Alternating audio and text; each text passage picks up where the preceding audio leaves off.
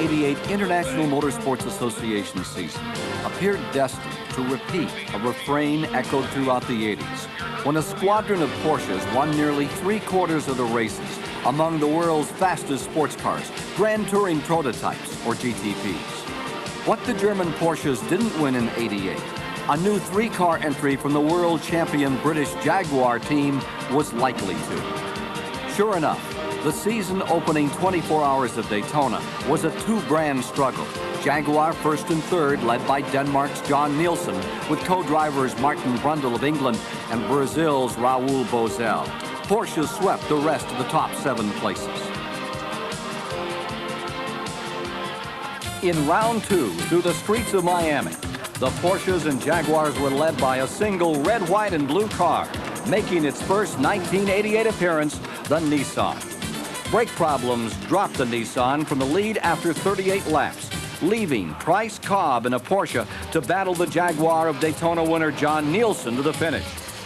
With his victory, Cobb evened the score between Porsche and Jaguar at 1 win apiece and claimed the role of Nielsen's primary challenger for the 1988 Driver Championship.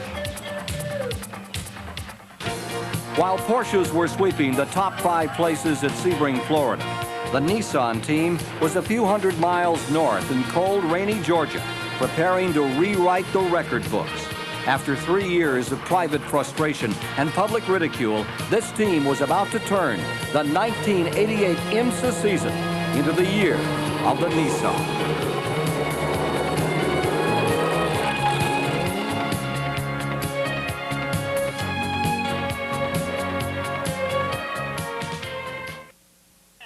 There are 3 basic elements needed to make a $300,000 GTP car go fast: a totally prepared car, a totally committed crew, and a courageous, intelligent driver. In 1988, the Nissan GTP team finally had all 3. Don Devendorf, holding the umbrella, is team owner. An engineer and a former driving champion, Devendorf has spent 3 years developing what is formally called the Nissan GTP ZX Turbo, a totally new race car from the ground up.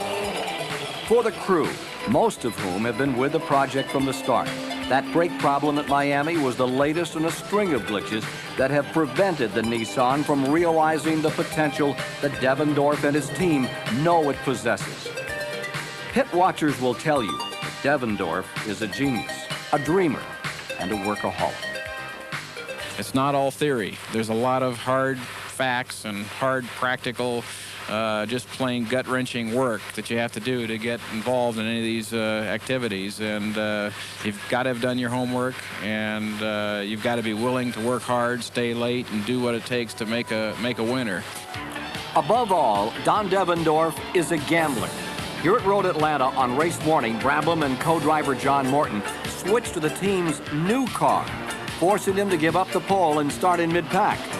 Another team owner might not have taken that gamble. Early in the race, Brabham pits the Nissan after charging from 13th place to take the lead. He's ready to hand over the driving chores to John Morton. And then, what is feared most happens. Fire breaks out. Fire in the Nissan pits. The crew is right there with the extinguishers. The flames are quickly doused, but they've lost the lead to the John Nielsen, John Watson Jaguar. Road Atlanta became the kind of race movies, grade B melodramas are made of. A comeback against overwhelming odds that seem impossible, but it really happened. Geoff Brabham and John Morton. Despite that nasty-looking pit fire, they have come from behind twice to pass John Nielsen's Jaguar. They could become the 4th different winners in as many races this season, driving the 3rd different brand of car. Jaguar has won, Porsche has won, and now it looks like Nissan will win. The checkered flag awaits for Geoff Brabham, signaling the start of what may be the most competitive year in IMSA history. It was more than a victory.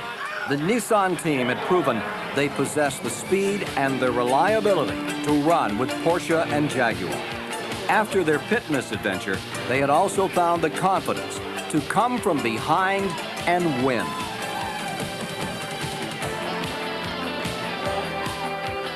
IMSA's Round 5 took the series back to Florida, to a tight, unforgiving temporary circuit in West Palm Beach, a track that allows no mistakes.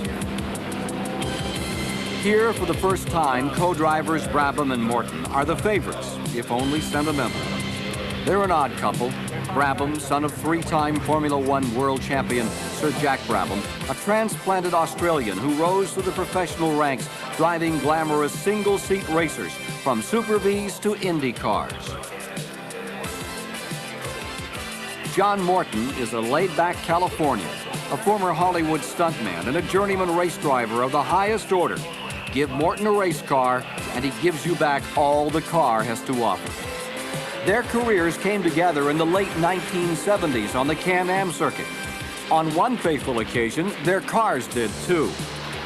We always laugh about it, but John and I probably had our biggest accidents together when we were racing against each other in a Can-Am race. We're battling for the lead, and we hit each other in the pit lane as we came out. And I just figured, well, if I'm his teammate, at least that eliminates that possibility. Yeah, and this is an opportunity for Geoff to resurrect my career that he ruined that day. With his father, the legendary former world champion Blackjack, looking on at West Palm, Brabham started the Nissan on the pole. Near midway, a broken gearbox sent points leader Nielsen into the trackside concrete. The number at 60 Jaguar was out of the race, where it would be joined by more than half the 34 starters. Near halfway, Morton passed the second Jaguar, driven by Flying Dutchman Jan Lammers. Brabham took over in the lead and carried the team home to its second straight victory. The Jaguar finishing second, Price Cobb third for Porsche. For the first time in 4 years, a car other than a Porsche had won 2 straight IMSA races. You know, we've proved that the Nissan's reliable, and we're going to be a factor every race we go to, and I can't wait. West Palm Beach was a turning point for the Nissan team. After missing 2 of the first 3 races, that win vaulted Brabham into 7th place in the Drivers' Championship, just 20 points behind Nielsen, 18 behind Cobb. To have a chance at any title, however, the team will have to run the remaining races flawlessly. There will be no margin for error over the next 6 months. Connecticut's Lime Rock Park, a long way from the Nissan shops in El Segundo, California. To provide insurance for the championship run, Don Devendorf and the team rolled out a brand new car for John Morton. It nearly cost them everything. I don't remember anything. I was lucky. I just remember being upside down, and then I don't remember anymore. Miraculously, Morton escaped with facial cuts, burns, and bruises. But the team's new $300,000 race car was a total loss. The team was really supportive. They were extremely concerned that something that they had done caused the car to have the accident. None of it was their fault. None of it was negligence, and none of it was carelessness or inadequacy in any way. Over the years, the Nissan suffered more than its share of mechanical disaster. A string of spectacular crashes kept the team rebuilding cars, leaving no time for the hundreds of miles of testing necessary to develop a winning combination. But the team never lost heart. You know, after you get over the disappointment and you wake up the next morning, and, you know, I just stand back and I look at the team and I say, there's no way that this team's going to be down for very long. There's just too much talent here. Talent such as designer Trevor Harris, who reworked the chassis to help turn the Nissan's fortunes around. And crew chief Ashley Page, who led the crew in a redoubled effort after that crash, reducing their latest car to a twisted wreck. As an ailing Morton watched from the sidelines, Brabham set out to run Lime Rock alone. The arch-rival Jaguar team took the pole and led much of the race until Brabham summoned up yet another closing charge. Brabham, the Aussie, and Nielsen, the Dane, joined in a door-banging battle fit for a stock car short track on Saturday night. Behind them, Price Cobb soldiered along in 6th, out of contention. With 9 laps to go, Brabham slipped past to take the lead for good.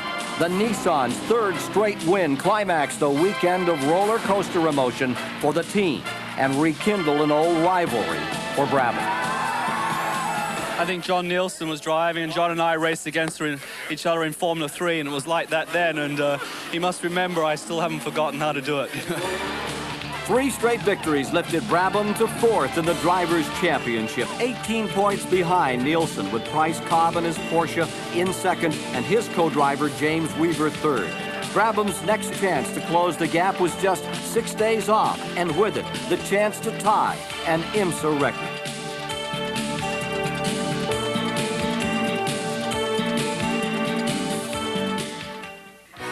Geoff Brabham and Team Nissan arrived at beautiful Mid-Ohio, determined to match the IMSA single-season record of 4 straight victories.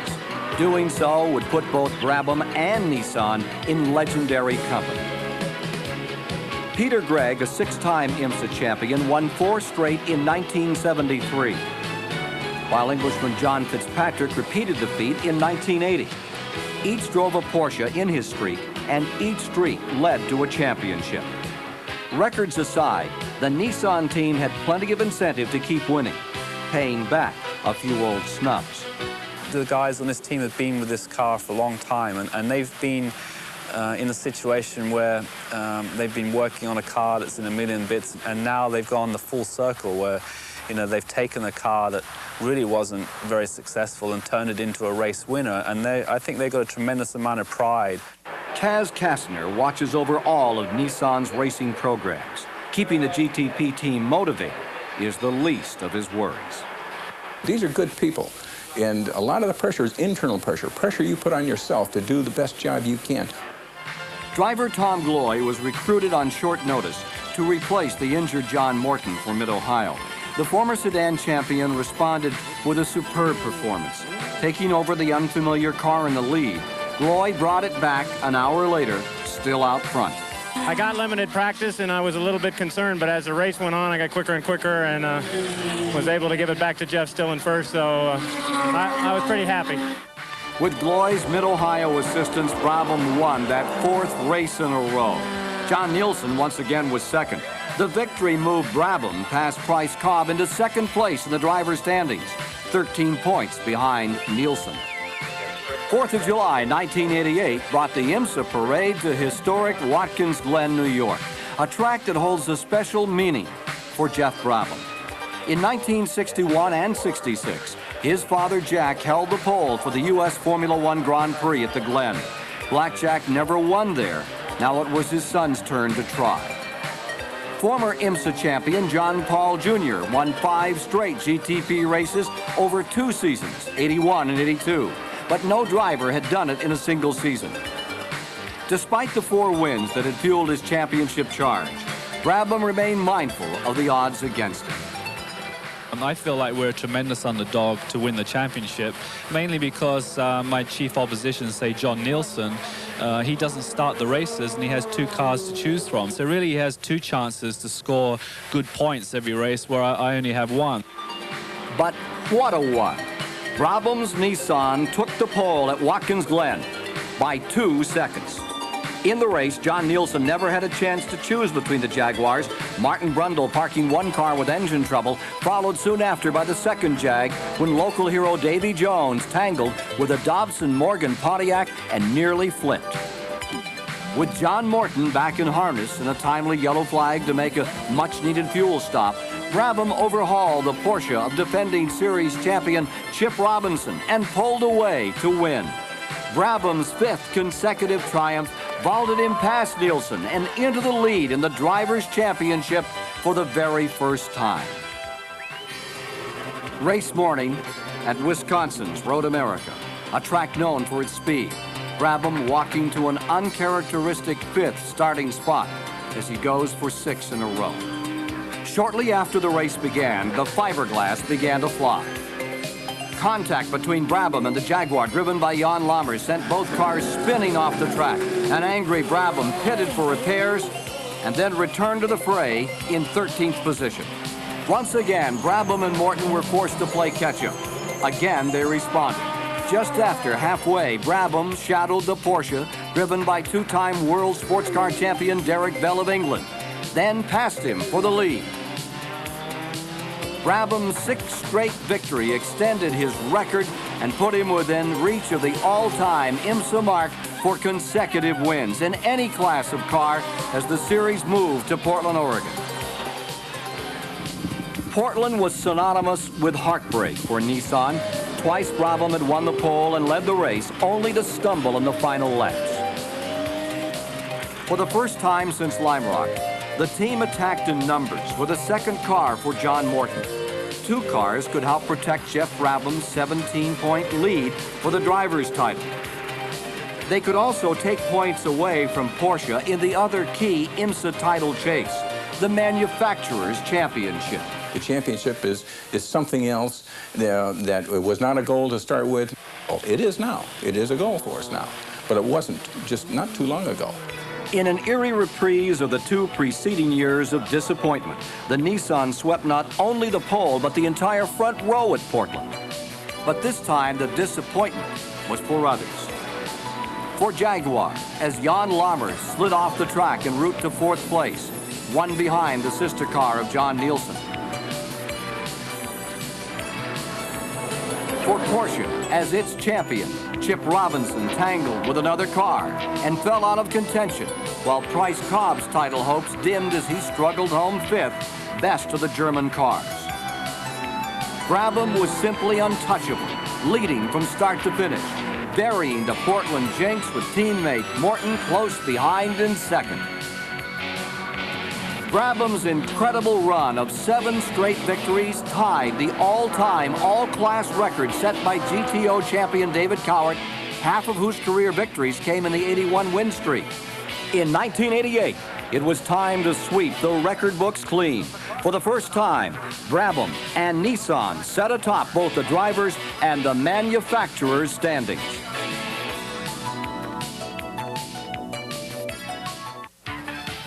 Sears Point Raceway, on the fringe of California wine country near San Francisco. Narrow, hilly, capable of snuffing out hopes of victory at any one of its 12 turns. With a 23-point lead over John Nielsen for the Drivers' Championship, Geoff Brabham discovered the taste of victory creates an appetite for more. It just seems like once we started winning, everything kind of snowballed, and each time we go to a race, we got more enthusiasm, and, you know, we just want to keep the streak going so bad. From the first wave of the Sears Point green flag, the race was a 2-car skirmish. Brabham leading once again from the pole, finding his mirrors full of Jaguar, driven by a determined Martin Brundle, team for the race, with Brabham's rival Nielsen.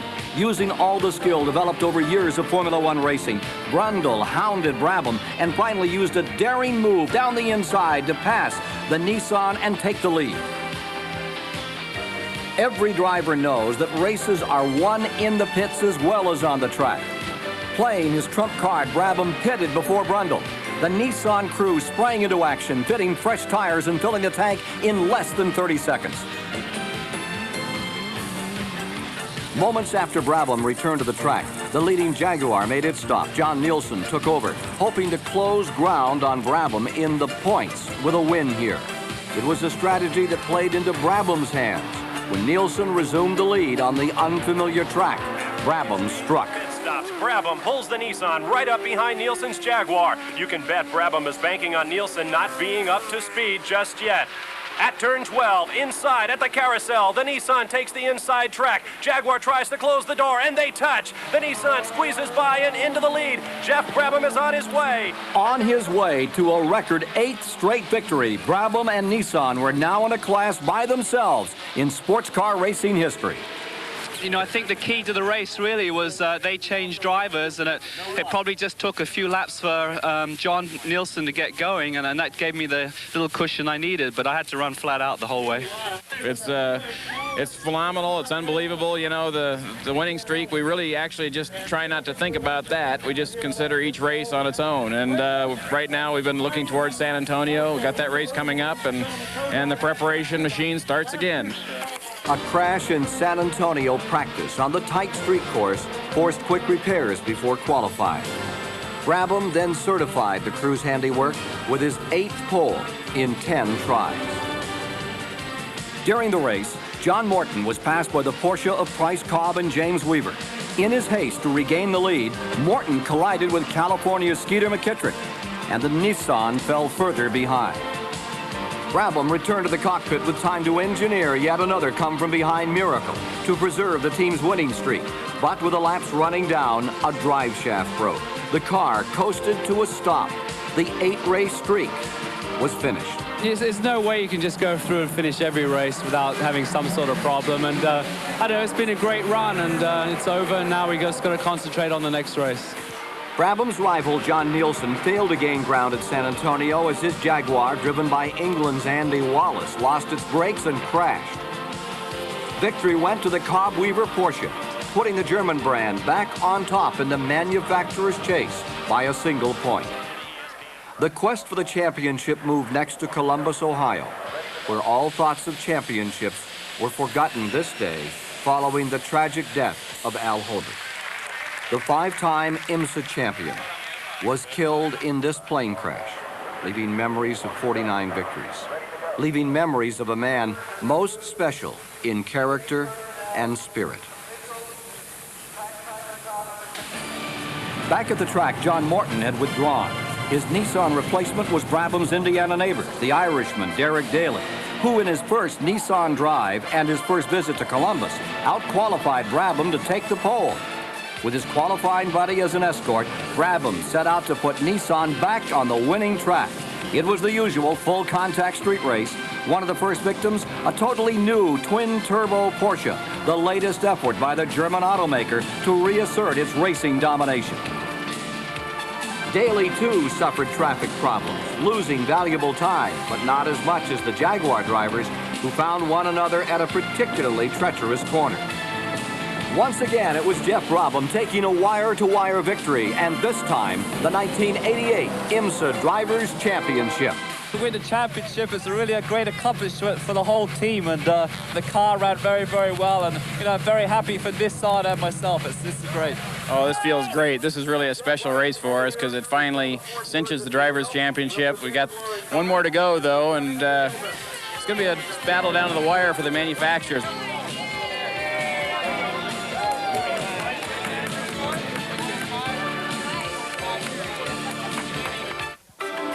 At Del Mar, California, Nissan had one goal, beating Porsche for the IMSA Manufacturers' Championship. Leading by 4 points, Brabham and co-driver Derek Daly needed only to stay within one place of the highest finishing Porsche to add the manufacturer's title to Brabham's driving crown. But racing to place is not the Nissan style. Running hard on a bizarrely slick surface, Brabham ran afoul of German Klaus Ludwig's Porsche. He slid helplessly into the unforgiving concrete. Brabham emerged with a badly bruised leg and broken dreams of derailing Porsche. Martin Brundle and Jan Lammers drove a brilliant race to give Jaguar a season-ending victory. Ludwig finished second, and French endurance ace Bob Wollek was third. Derek Daly fourth. By dint of sheer numbers, Porsche edged Nissan for the IMSA manufacturer's title by 1 point. Team Nissan gained a measure of revenge in November when Geoff Brabham and John Morton swept the field in a special invitational race for IMSA GTP and the similar European Group C cars in Tampa, Florida. By any measure, the Nissan team in 1988 fashioned one of the most productive seasons in sports car racing history. 13 races, 10 victories, including a record 8 in a row. 5 of Geoff Brabham's 9 poles set record speeds. The Nissan also set the fastest race lap in all 10 victories, also at record speed. Don Devendorf's pride and joy, a car once scorned as fast but fragile, became fast and formidable, completing 95% of the laps in its races. It's just a combination of a tremendous amount of hard work by some tremendously talented people, and for the end result is just a fantastic race car. It's one of the best race cars I've ever driven. In a racing program, there's so many pieces of it. You have to have a good car, good drivers, and a good organization. You have to have good pit work, and another thing, you have to have people that really work well together. I've had a lot of race teams and been with a lot of racing teams over a long time now, and this is, without no question, the best race team I've ever been with, been around. The 1988 IMSA season was a year of exhilarating triumph and the depths of misfortune. But Team Nissan proved that with dedication, courage, and teamwork, great odds can be overcome and dreams can come true.